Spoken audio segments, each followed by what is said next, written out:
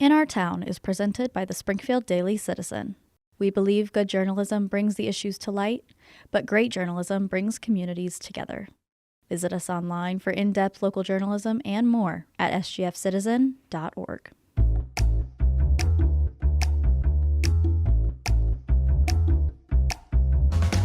This is In Our Town, and I'm your host, Tom Carlson. Today, my guest is Rachel Anderson. Since 2018, Rachel has served as director of the Missouri State University's Efactory. The Efactory houses many different startups at its downtown location. It provides business training, consulting, and professional development to counties in southwest Missouri. Rachel is also co-founder with her friend Paige Oxendine of Rosie, an organization devoted to supporting women entrepreneurs in our area. Rachel, welcome to In Our Town. Thanks for having me. I'm excited to be here. You're certainly welcome. First, tell us a little bit. I know you're a Springfield native, but tell our listeners how you came to be director at the Efactory. Yeah, well, I am a proud Springfield, Missouri native, like you said, proud product of Springfield Public Schools. Had a really great, childhood here and left for college. And then after college, moved out to Los Angeles for a little bit and spent some time in New York. And when I found myself on those plane rides, the 6-hour plane rides from LA to New York, I found myself really missing the Midwest. And so I moved back to Springfield for what I thought was going to be a short summer. I actually moved in with my parents and was still working remote for a consulting company out of LA, as well as starting my own tech startup company. We had gotten into an accelerator out in New York. And so it was a really fun time in my life with lots of possibilities. And I honestly fell in love with my hometown again. And so I got to see it through, what it was like to live here as a young professional or as an adult, and truly the opportunity that existed. And so I made the decision to move back to Springfield. It's been about 10 years ago now. And I was decided to move there. So I quickly got out of my parents' house and moved into a loft downtown and was living the life, working remote before people knew what, working remote really was. But really found myself missing that community connection and that being a part of something bigger than myself. And so the Efactory had just gotten started about a year and a half, 2 years prior to me moving back. And everyone kept saying, you should go check out the Efactory. You should go check out the Efactory, just from having a tech startup of myself and, having that passion for getting involved in the community. And so after multiple times of saying, no, I really like making consulting money and flying around the world, I fell in love again with what the Efactory is doing, with what Missouri State was doing, and joined about 8 years ago now. And so haven't looked back since. And so it's really been fun to, help be a part of this entrepreneurial culture and culture of innovation. And so believe it or not, the Efactory will be 10 years old this next year. And so I'm really proud to have been here for the majority of that time period. Well, your story is one that's been told before about a young person that wants to get out of town, and then they spend many years trying to get back to Springfield. It's true. I was never that person that, my parents could tell me what to do. I had to experience myself. So I definitely would have saved a lot of time and money if I would have just listened to all the wise people around me saying, how many of the great things Springfield has to offer. So if anyone can learn from my lesson, that would be it. But no, I do also really appreciate the, experiences that I've had and think that that's really one of the ways that I can help be a better, advisor and advocate for entrepreneurs from having gone through it myself too. Well, of course, you live and breathe the Efactory every day, but if you're going to give an elevator speech to somebody who didn't know about it, how would you describe it? It just kind of depends on the audience. So, one of the phrases we like to say is community is who we are and forward is where we're going. And so we're a lot of different things. And so really the idea behind the Efactory was how to create this one-stop shop for, people with ideas, for people with businesses, for people growing their businesses. And we've really evolved to help be the front door to Missouri State for employers in the region and for community partners. And so that's a lot of different things, whether it's, a private office space for somebody that's just getting started, or a coworking membership, or maybe you just need a phone room or a conference room to conduct a meeting.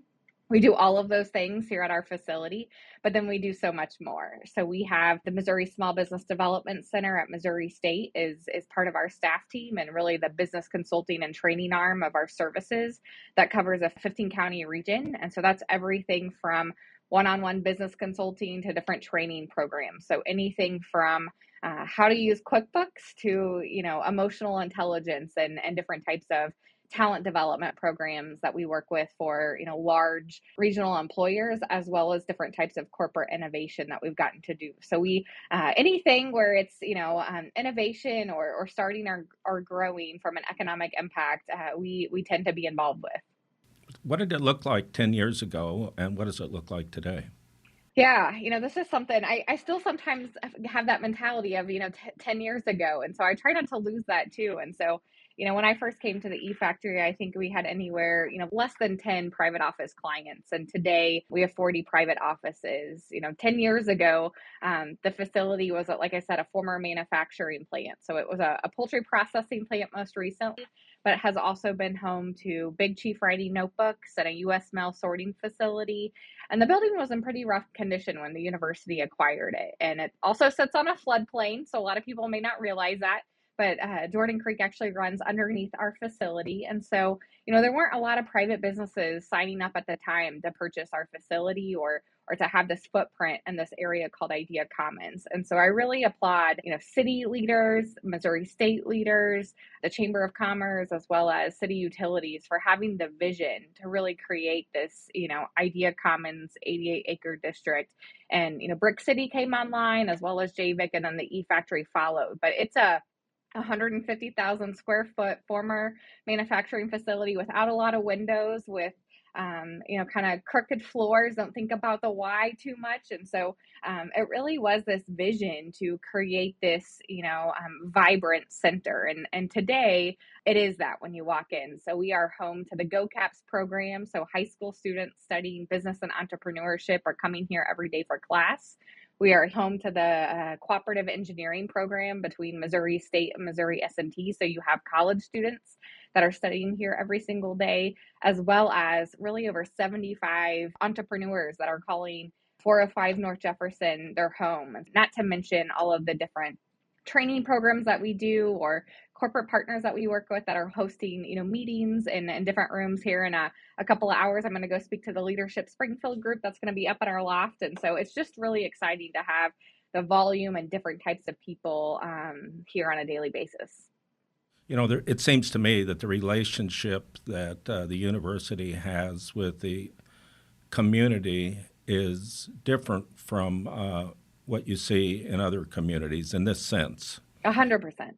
Well, they talk about the town-gown relationship, and in some universities, there's a sense that maybe it's more cloistered, and what happens in the university happens on the university campus.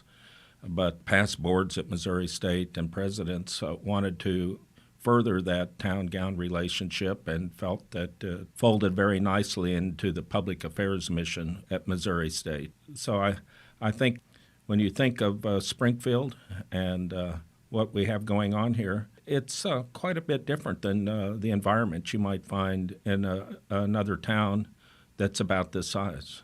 It is. And it's different from really any size of community. And to be frank with you, that's what I thought I was trying to find when I left Springfield. And what I found was all the things I were looking for, and that, connection and that collaboration and people in it for the right reasons and working together to solve big problems. And, if you had a good idea that, was well researched, people are willing to get behind and support you. All of that here is in Springfield. And to have the leadership and the vision, really makes me proud to be a part of Missouri State University, because like you said, that's not at every university. In fact, it's not at a lot of them. And so for Missouri State to be such a leader in this way is really important. Not to mention, we actually just received an international award at a kind of a peer group showing that. And it's really neat to then see and to be among my peers and see how unique and how supportive Missouri State is in terms of economic development, community and employer partnerships, and something that just wakes me up. I wake up every day to be more motivated than the next because of that support.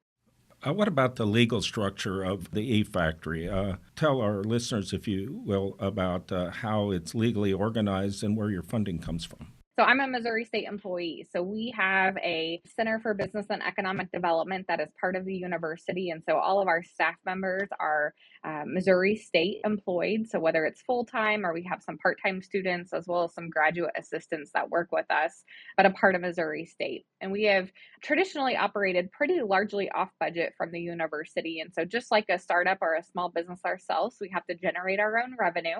And we do that in a variety of different ways. And so, of course, through a lot of different grants that we've been really honored to receive a few of recently, as well as partner support, as well as program support. So some of the training programs or other programs we might charge for, we try to make everything as low cost or no cost as possible because we know that that is oftentimes a barrier to people getting started or growing their business.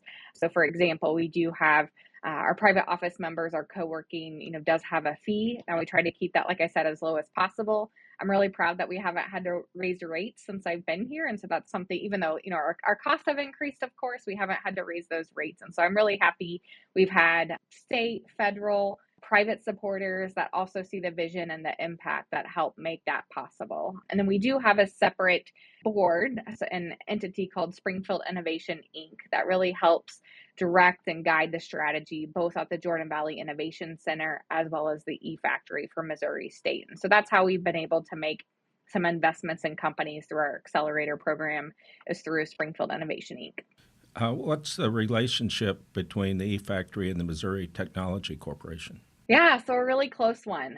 We couldn't do what we do without MTC and the Missouri Technology Corporation. And so I am actually here at the Efactory because of an MTC grant. And so they have a really phenomenal program called MOBEC, so building entrepreneurial capacity, where they help fund, whether it's positions or programs. You have to apply for it, of course, and meet impact and metrics.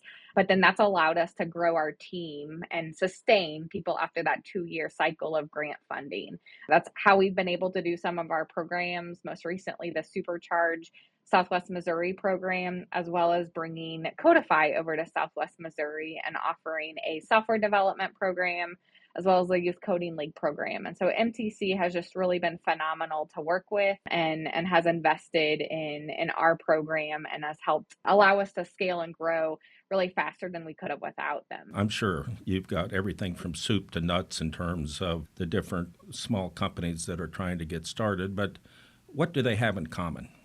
What's a typical profile? It truly is this vision for something different. So whether it's motivated by making the world a better place, some are obviously motivated by money, all different types of things. But I think it really is, seeing a problem and finding a solution and just thinking that things could be better or things could be different, or it doesn't have to be the way that it's always been, or as, technology is changing and the world's changing, maybe we can come at the problem with a different solution. And so I was actually one of the early GoCap students with the first cohort that was reflecting on a panel of what he enjoyed about the program and said, I really love coming to class every day where people are working on things that they believe in. And that really stuck with me. And so when you walk into the Efactory, whether it's students, studying what their career paths are going to be, both in high school or college, or those, entrepreneurs that are coming here to really work on their business, they believe in it and they're not just clocking in or out. And so you have this shared,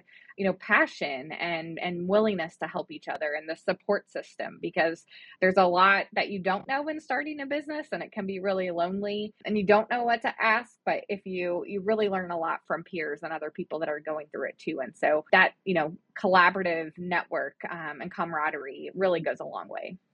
How long will a typical company that comes to the Efactory puts curtains on the walls and sets up? How long are they there before you push them out of the nest and see if they can fly? Out of the gate, we are not meant to compete with private developers, right? And so our goal is to help get new businesses started, in particular ones that might have a hard time going, to the bank and getting a traditional loan, or very high growth and can't sign a 5-year lease and don't know how many employees they're going to have in 6 months because it might be 3 or it might be 50. And so our goal is to really help mitigate those startup risk. And so typically startups are with us from anywhere from 1 to 5 years in the private offices, but I'd say a good average is around 3 years. And so we have different office sizes. And so they may even start off with co-working, so month to month, and then move into one of our smaller offices that is around 150 square feet, and then scale up to one of our larger spaces until they're ready to actually take on a footprint of their own. And so, like I said, it's really our goal to help mitigate those startup risks, to have all the services in one spot. When you're a business owner, oftentimes I'm solving a problem and I'm really good at this, one domain or expertise area, but then all of a sudden you have to know a little bit about everything, or at least know when you need to hire other people in areas that you don't know enough about. So anything from marketing to accounting to legal. And so we just try to help make sure that they have all those resources through awesome programs like our office hours program or mentorship program, or we have really phenomenal partners that donate their time to meet with those entrepreneurs. And so, like I said, come in pretty early stage, new to business, and typically stay with us around 3 years. But I'd say 1 to 5 years is really kind of the level that we look at. We'll be right back after this short break.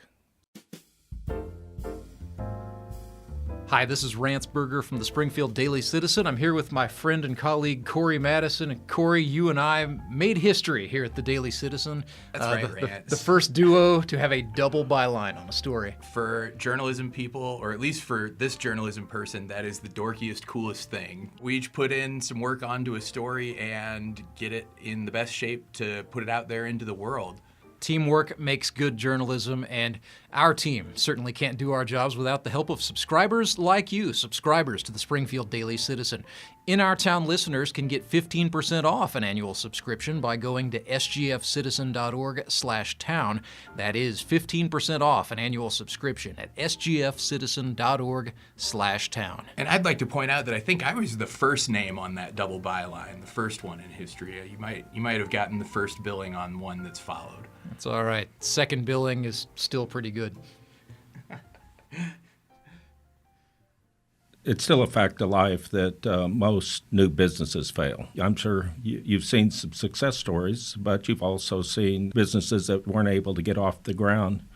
What do the ones that fail have in common, and what do the ones that succeed have in common?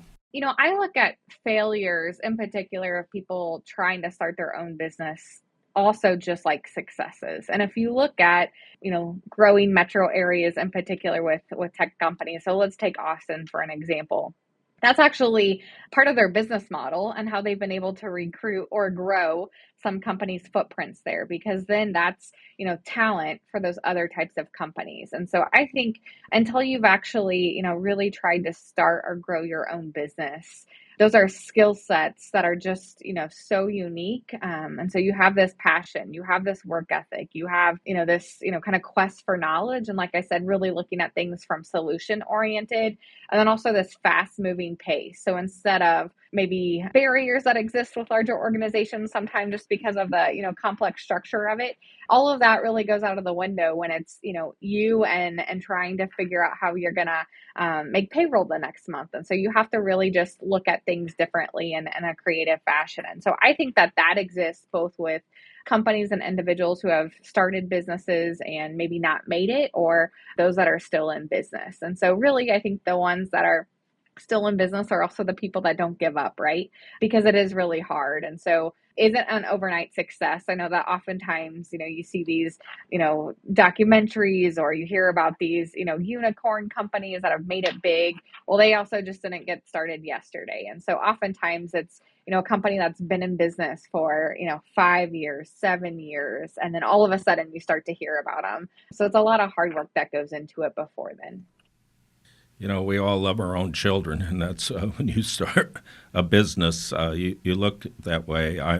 My past life, I was a bankruptcy lawyer, so all I ever saw was the deals that went bad. A few of them could get reorganized and start in again and learn from their experience. A good example of that is Prime Trucking, for example. Robert Lowe started with one truck from Urbana, Missouri, came here and established Prime, and went through 2 bankruptcies. And now look at what a fabulous success it's been. But it takes a willingness to learn from your mistakes. And, another thing is failure is not always so bad. Maybe you can learn from a mistake and then go on to succeed. And to the extent that the Efactory can prevent people from making avoidable mistakes, I think their likelihood of succeeding is enhanced. What do you think?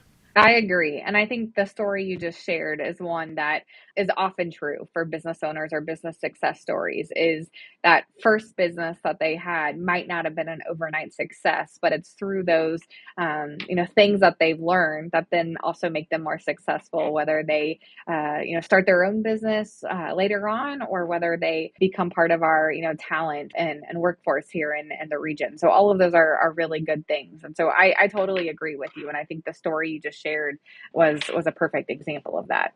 A lot of people, and you're a good example, who go away thinking that they need to move to a larger urban area in order to be successful. And now, as what I see, is what the whole Efactory is in response to that. And one of the things I wonder about, it's a constant issue, it seems, about what is Springfield's brand. You can think of certain communities because of their natural advantages. Maybe they're close to a river or a big commercial area. What's Springfield and the Southwest Missouri area bring to the table that will make them successful in the future?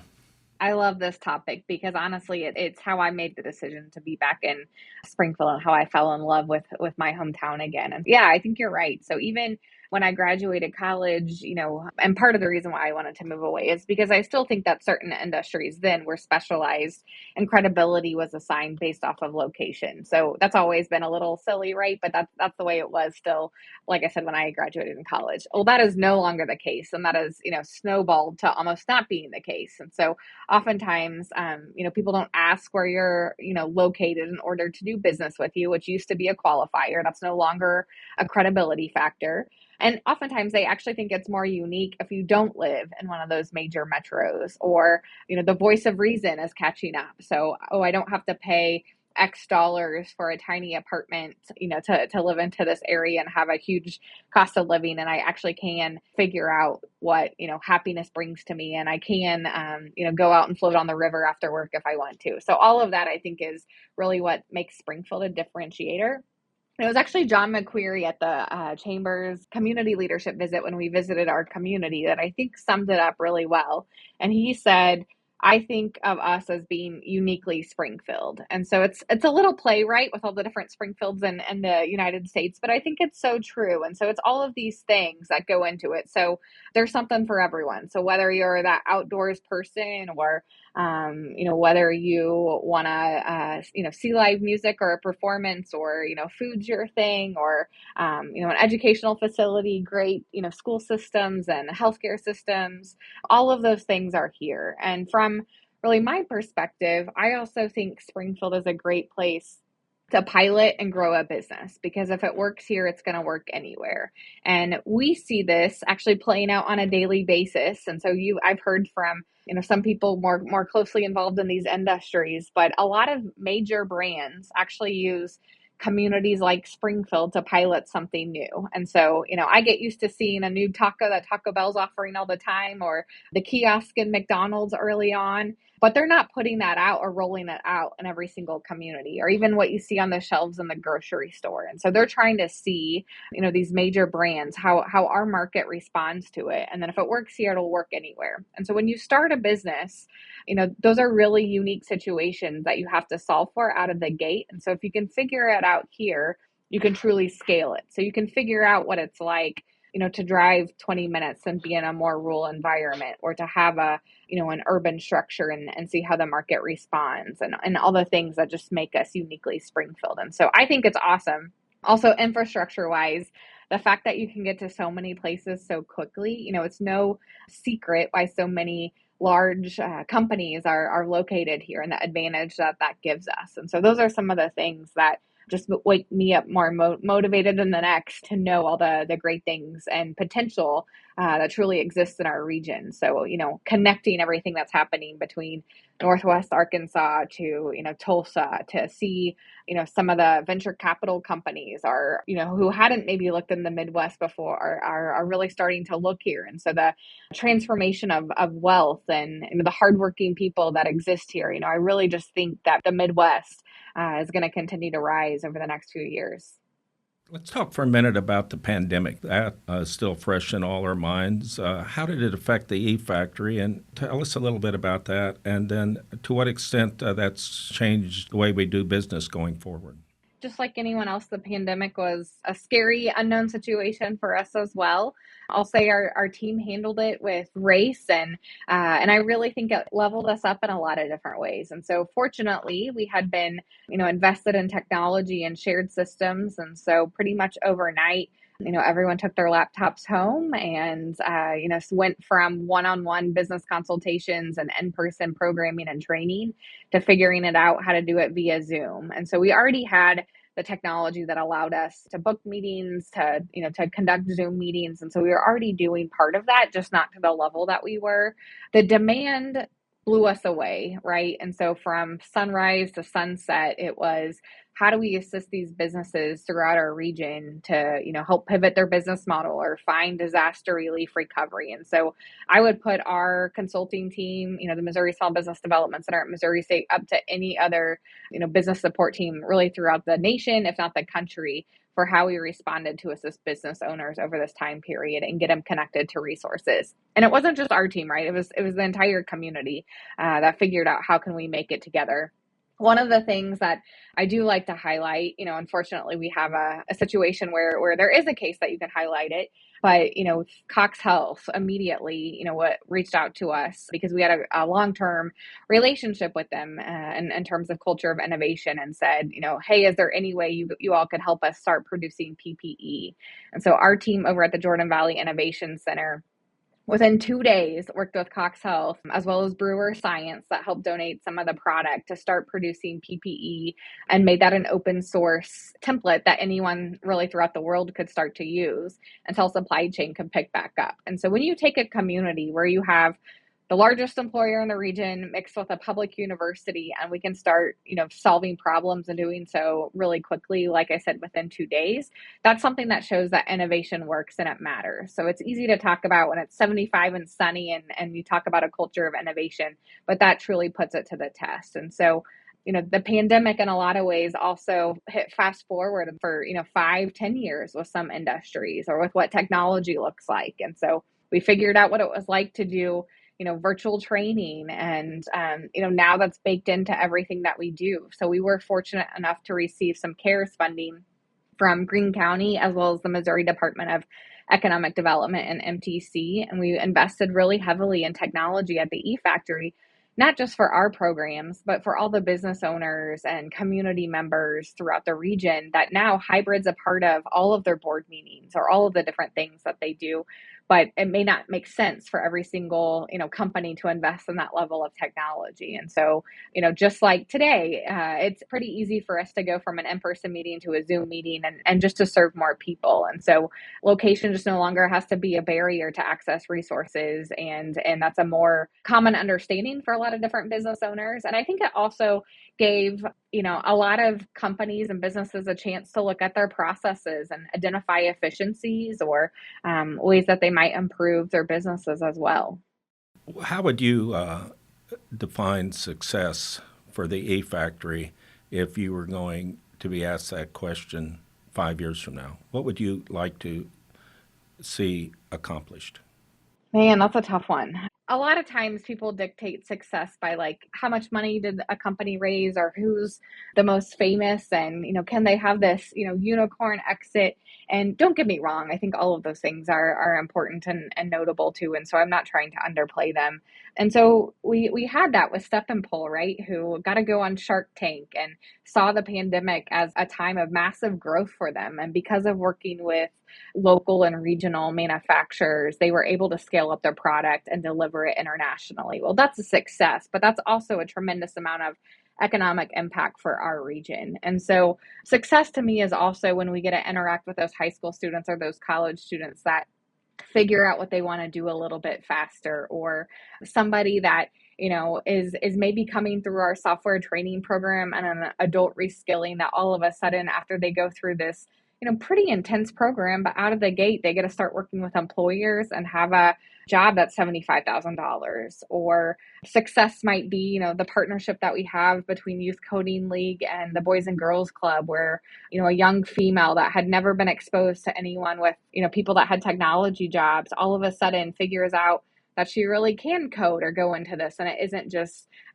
game development, but she can do it with arts or music or culture. And so I think it's all of those things for me. So of course we want to keep having companies that make those splashy headlines, and we think that that's important and all the good that they do, but it's all of those untold stories for people throughout the region that truly motivate me and of the why of why I'm here and what I do. If I was going to use this definition of success, yeah, is that we're trying to create a community where our young people don't have to move away to get a good job. Yeah. What hurdles or challenges remain for the community to address in order to accomplish that? So I think Springfield is really good at asking ourselves this question and trying to solve the problem.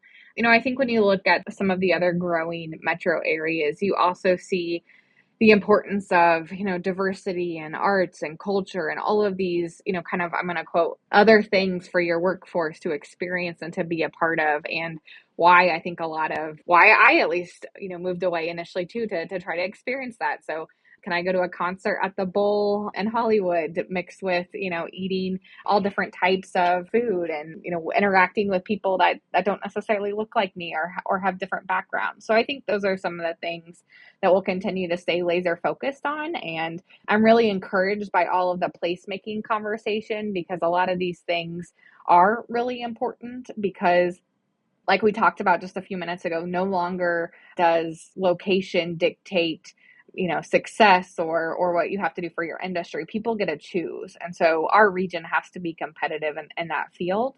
From an entrepreneurship standpoint, we still don't have a private capital fund that exists in all of Southern Missouri. And so when you're trying to compete with Northwest Arkansas or Tulsa, or at least to have, that entity here. Not to say that we don't have the wealth or we don't have people making investments, we do. But some of those things, we continue to try to figure out what our role is and how we can help fill the gap, just so that we aren't having people that feel like they have to move to the coast to access those types of resources. And so we'll continue to push on that and continue to fill gaps where we can until private enterprise takes over. In a few minutes that we have left, I don't want to conclude our interview without giving you a chance to tell us about Rosie. So Rosie really just kind of started off with an idea. I'm a big believer that, if you have a vision, or if you have the ability to do something or make change, it's also your responsibility to do it. And so I had fairly recently moved back to Springfield and found myself talking with Paige Oxendine, who at the time was overseeing the network at the Springfield Area Chamber of Commerce. And I would just oftentimes find myself, one of the few females in a room, or see panels where there weren't a lot of women, or honestly see a lot of boards in town that didn't have any females on them, or maybe just one. And then I also heard from a lot of females that felt like if they were asked if they could serve on a board, even though they were on 5 to 10 other ones, plus their day job and everything else, they felt like they had to say yes and couldn't say no because their seat might not go to another female. And so we just felt like we were in the right seats at the right time. And we had employers that supported us, that, showed that this was an important movement. And so we wanted it to be a resource instead of coming at it in a negative context of like, why don't you have a female on your board? It was really more of we can create a network and we can create a database of women that want to be involved, or women that are business owners, or women that do have the credentials to serve on board, so that, no longer was a database or just kind of, who in your network a barrier, but that we really could create this, true pipeline of talent in a variety of different ways. And I think the timing was really good, so I wanted to have that conversation in our community, which I think we did, and we did it in a way that was really supportive. We had male advocates trying to sign up to be part of Rosie, which was something I honestly wasn't even expecting, which was really phenomenal and encouraging. And so that's how we launched Rosie, so you could still be an advocate, which was really important. And so I'm really proud of what Rosie was able to accomplish and the conversation we had in our community, and having a partner like Paige to be able to make it happen. And so excited about all of that, and excited to share here pretty soon some of the transitions that will happen with Rosie, so that structural piece remains in our community to ensure that there's that pipeline of talent for women to get involved. So the last thing I want to ask you is, if somebody wants to learn more about the Efactory, what would you tell them to do? Either stop on by. We offer tours every Friday at 10 a.m. And so you're always welcome, or you can pop on by whenever you're in the neighborhood. We are in the Robert W. Plaster Free Enterprise Center, which is just north of the beautiful downtown Springfield, Missouri Square. You can also go onto our website, which is efactory.missourustate.edu, or find us on social media and connect with us in any way that makes sense for you. And we love to get you involved. Rachel, thank you so much for being our guest today. Thank you so much for having me. It was truly an honor. That's it for this week, folks. Many thanks for listening. If you'd like to listen to other episodes, you can visit the Springfield Daily Citizen website at sgfcitizen.org/NRTown, or subscribe wherever you get your podcasts.